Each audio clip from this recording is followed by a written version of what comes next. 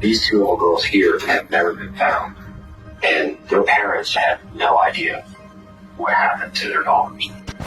This suspect has been on the run for over 40 years, but in 10 seconds, he's going to sense panic for the first time. What we have here is your actual statement that you gave to the police. Okay. He started to read it. You could tell he was starting to get nervous. Oh, they got me. Oh, they got me.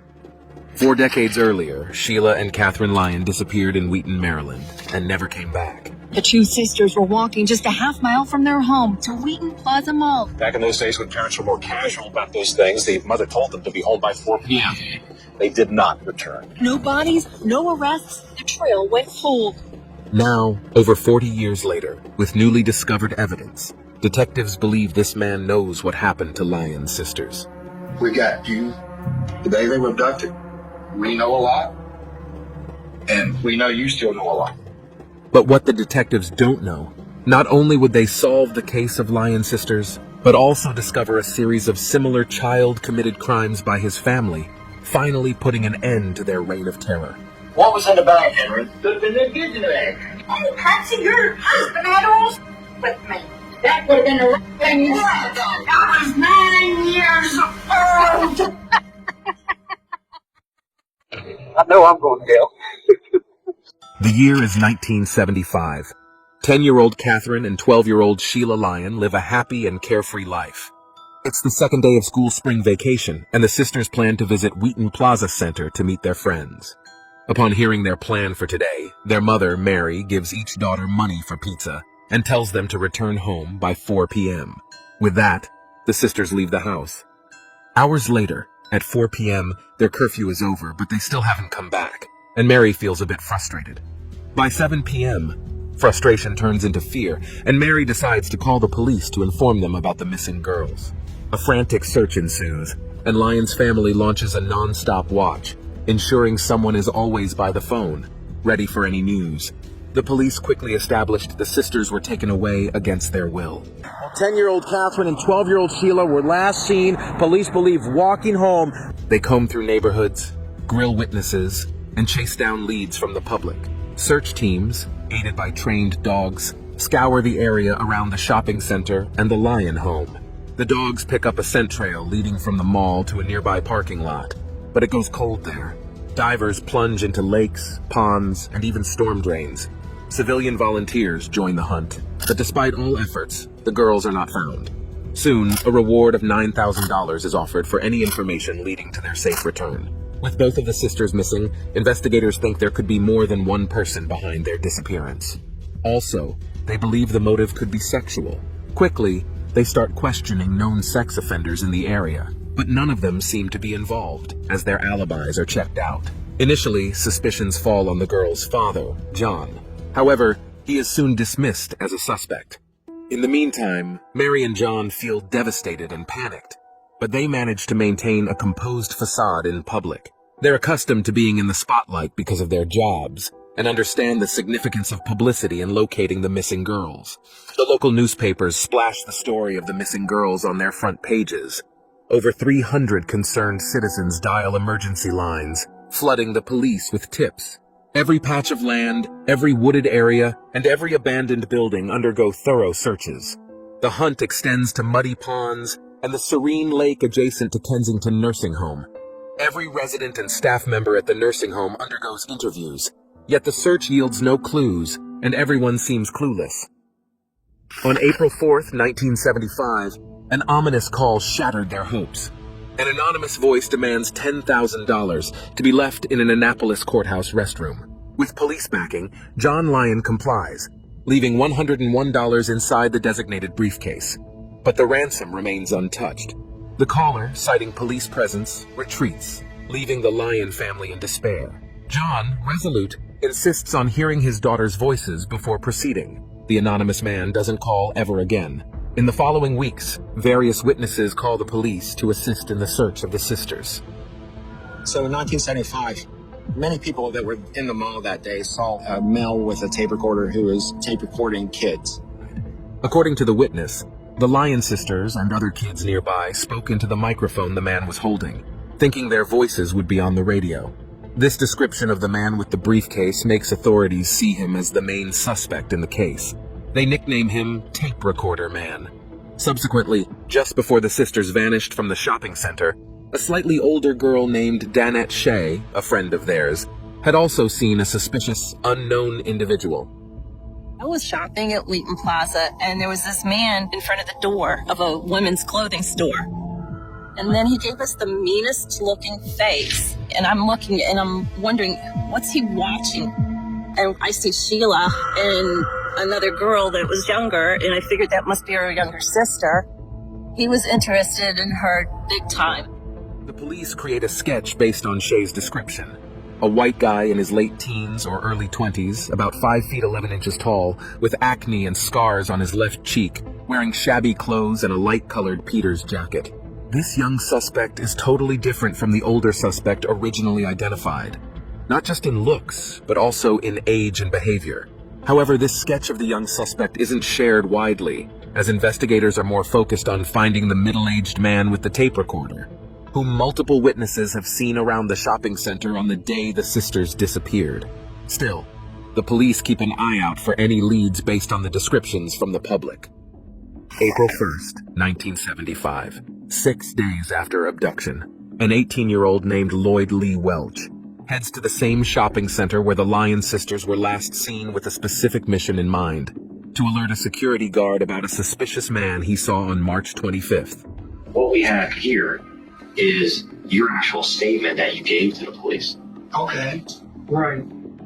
I don't remember this. I swear, I can't remember you saying anything about a mall. Wheaton Plaza. When Lloyd was caught lying, he agreed to make a statement again. We were at the mall that day, and I did see him in there in his suit with a briefcase. And he was talking to some girls. And he had them two girls with him, and was putting them in the car. And I told him, I said, man, something just ain't right. I did go back to the mall, and I did make that statement. In order to verify his claims, Welch submits to a polygraph test. But shockingly, it indicates he's lying. Lloyd even lies about his age, claiming he's 22 years old. He insisted he went to the plaza with his wife Helen on March 29th, even though he wasn't married to her at all. He then confesses to fabricating the entire story about the car and spotting the man and girls outside. Lloyd did the same thing back in 1975. He lied in his statement, but officers in 1975 made a big mistake. Consequently, the detectives dismiss Lloyd as an attention seeker with no valuable information. As Lloyd exits the police station, he receives a stern lecture from the officers regarding his false reports. They view him as a complete waste of their time, especially since he appears to be under the influence. They speculate that his motivation might be solely driven by the reward offered by WMAL, where John Lyon worked. Naturally, they're irritated by his presence and find him rather foolish, though not necessarily suspicious. It doesn't add up for someone to draw attention to themselves if they were truly involved in the kidnapping. On the transcript of Welch's statement now stands a single-page report, boldly marked with the words, "Polygraph lied." April 6th, 2 weeks after the sisters' disappearance. An 11-year-old boy named William Krebs spots the sisters in a white two-door Pontiac sedan cruising along U.S. Route 211 in Centerville, Virginia. There was a sighting in 1975. A tip was called in of two girls in a station wagon in the back with a blanket over, kind of cover them, and they thought it was weird. The next day, a witness in Manassas, Virginia, reports seeing two girls resembling the Lyon Sisters in the back of a beige 1968 Ford station wagon around 7:30 p.m. on the day they vanished. This witness claims the children were bound and gagged. The driver of the station wagon had a striking resemblance to the middle-aged man depicted in the composite sketch. When the driver realized he was being followed, he accelerated through a red light toward Interstate 66. Initially deemed credible, an eyewitness report sparks a frenzy in the media. However, the police later labels it questionable. Despite this setback, the report motivates a group of citizen band radio users to join forces and search the area where the sighting occurred. Unfortunately, their amateur efforts don't lead to any breakthroughs, as attempts to find matching plate numbers fail.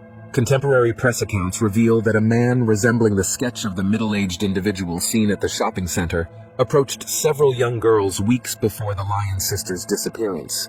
He asked them to recite an answering machine message from an index card into his handheld microphone. These unsettling incidents occurred at Marlow Heights Shopping Center and Iverson Mall in neighboring Prince George's County. Despite extensive media coverage and ongoing press interest, no substantial leads emerged regarding the girls' whereabouts. May 23rd, Maryland. Lieutenant Governor Blair Lee deploys 122 National Guardsmen to search a Montgomery County forest for the missing girls. Yet their efforts give no results. Even with relentless searching, the Lyon sisters' disappearance fades into a mystery. Their parents and older brother appreciate the police's work, but by the summer of '75, they accept the grim reality that the girls are probably gone. However, cops keep probing, especially focusing on the person spotted with the tape recorder. Over the next 3 decades, a handful of clues surface, yet none lead detectives any closer to cracking the case, and the case goes cold. In 2013, many original Lyon case investigators have retired or passed away by now, leaving little progress. One night, I just realized that I was done, and I was getting ready to put all the files away, and I stumbled upon this statement that I had never seen before, which was weird because I knew every piece of paper in the 20 boxes that was the Lyon Sisters case file, and I've never seen this statement before. To this day, I don't know how I got there. He found this 6-page statement from then teenage Lloyd Welch to the Montgomery County Police saying that he had witnessed the girls being led from the mall.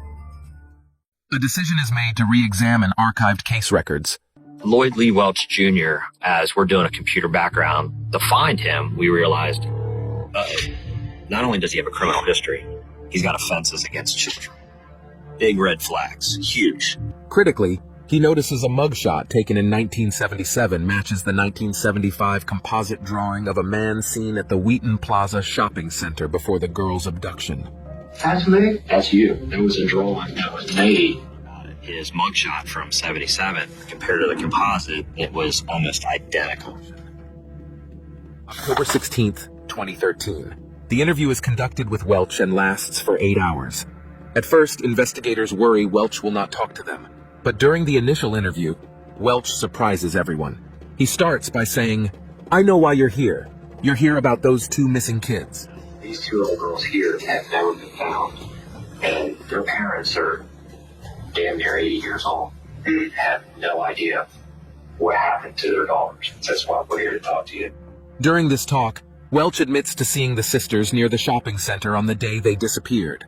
When shown a photo of Raymond Molesky Sr., a known child sex trafficker, Welch insists he's the one he saw taking the Lyon sisters. The detective's primary goal was to get Lloyd to identify Ray Molesky as the person who had taken the girls from the mall. So the picture taken back from that time period, if that guy means anything to you. That's the guy right there. However, in the second interview, Welch now admits to observing the Lyon sisters as they were leaving the shopping center. He also admits that he knew Molesky, and that Molesky took both of the girls to their home, gave them a pill, and did horrible things as they were unconscious. Get ready to go in, and I always say, I looked in, I got scared. I knew that was wrong when you picked up the ball. You drove up, each other, drove up, because we're laying there like that. When I heard the scream, I just looked in. I knew it was 2 minutes.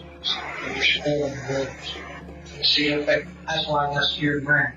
Can't tell you all that.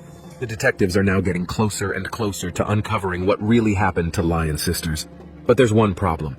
Molesky died 3 years ago in prison, and the detectives doubt the truthfulness of Welch's answers. In subsequent interviews with investigators, Welch now denies Molesky's culpability in the sisters' abduction and murder. He contradicts several claims given in his initial interrogation in the 12 subsequent interviews granted to investigators. I don't want to die in prison. I really don't, you know. Not telling me if it's true or not. You know what I mean? The first thing that would go through somebody, is he involved in it? Right. No, I'm not involved. I never killed anybody. I never kidnapped anybody. And I never ever would. Welch alternates between denying involvement in the sisters' kidnapping and murder, claiming knowledge of relatives' culpability while maintaining his own innocence, and admitting to only planning and commissioning the kidnapping. Let's just cut all out. You failed that polygraph because there's something you're not something truth about. Period. I don't know what happened to those girls, and I don't know where they're at. Can we clarify the last time when Dave talked to you and you said that you saw him at that house naked in the I basement? just see two girls that I had. Almost true. Welch is constantly changing accounts of who he saw abducting and taking advantage of the sisters, his alternating stories about his participation, his failure of a polygraph test in one of the first interviews granted to investigators, and the fact that his changing accounts and admissions resulted from being disproven or challenged, led investigators to quickly see Welch as a participant in the crime rather than a witness. Furthermore, Welch inadvertently reveals details about the crime that are gradually proven to be known only to a direct participant. February 2014. The investigators officially name Lloyd Welch as a person of interest in the Lyon Sisters case. Detectives now uncover that at the time of the abduction, Welch was an 18-year-old living with his family, whose members often participated in incest. Lloyd was also sexually assaulted as a little kid by his father. July 2014, 2 months later. One of the questions that Dave asked Lloyd was to theorize what happened to the girls after Ray Molesky abducted them. What do you think he did to the girls? Personally, Yeah, I'm asking your opinion. well, my opinion is that he killed them. He raped them, he killed them, probably buried them behind them. Welch now admits that the day after they vanished, he witnessed his father, Lloyd Welch Sr., and uncle, Richard Allen Welch, taking advantage of one of the girls in a dark, concrete basement. Initially, Welch says the basement was at his uncle's place, but later confesses it was actually at his father's home in Hyattsville, Maryland. Welch now claims his father and uncle threatened him, forcing him to abandon the girls to their fate in this location. He says he never saw the girls alive again, and was coerced into helping destroy all evidence of the crime at the property when he learned of their murders. It's now September 2014. Investigators are on a hunt. They're searching Taylor's Mountain and Welch's uncle's place in Hyattsville. The rooms they find match Welch's description perfectly, and they're seizing items left and right in their search. The tension is high as they dig deeper into this horrifying story. Police and investigators, with the FBI's evidence recovery team, conduct a forensic search on Taylor's Mountain.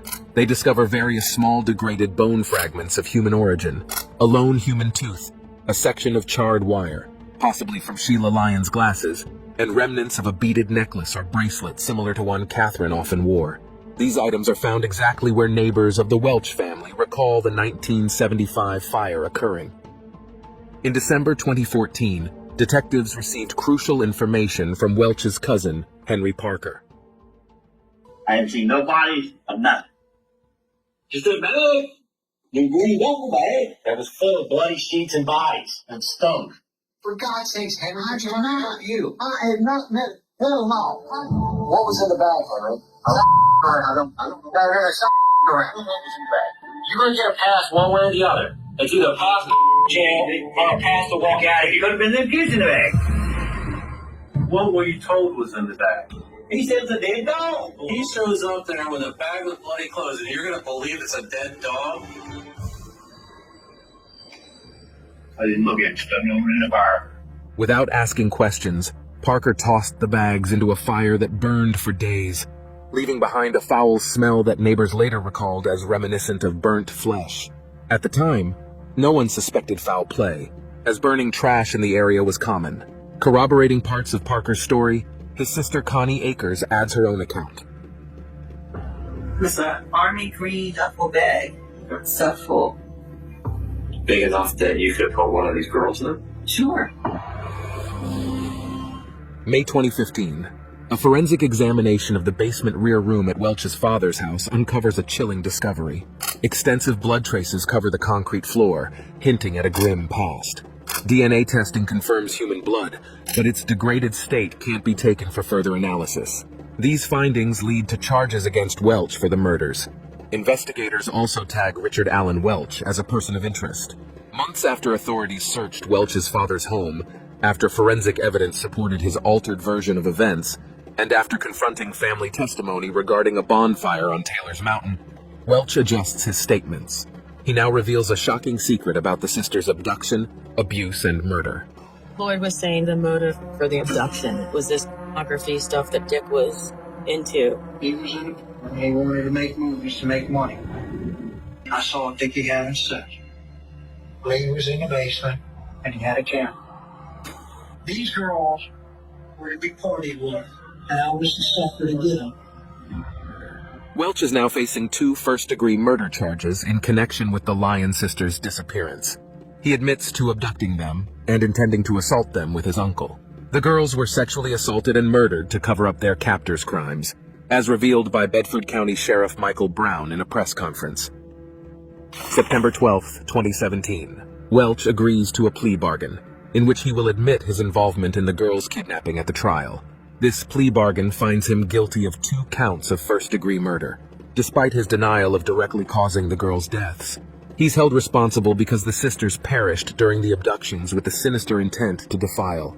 But when it comes time for the trial, Welch refuses to speak and doesn't confess to anything at all. However, even without confessing, Welch receives 2 48-year sentences for 2 counts of murder. At the moment, Welch continues serving his sentence in prison in Delaware. The whereabouts of the Lyon sisters still remain a mystery to this day. Subscribe for more videos like this, turn on the notifications, and leave a like to help the channel. Thank you for watching.